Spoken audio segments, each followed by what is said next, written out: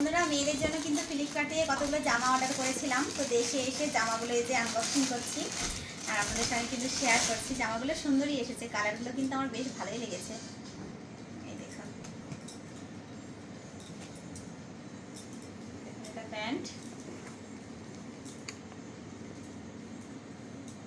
আর তার সঙ্গে কিন্তু জামা।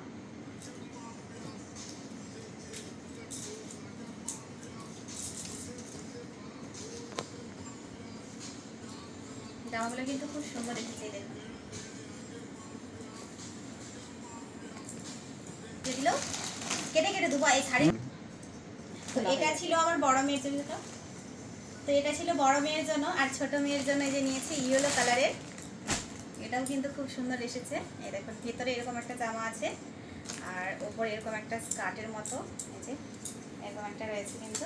এই দেখুন, এই দেখুন, আর হচ্ছে নিচে লেহেঙ্গা টাইপের আছে। এই দেখুন,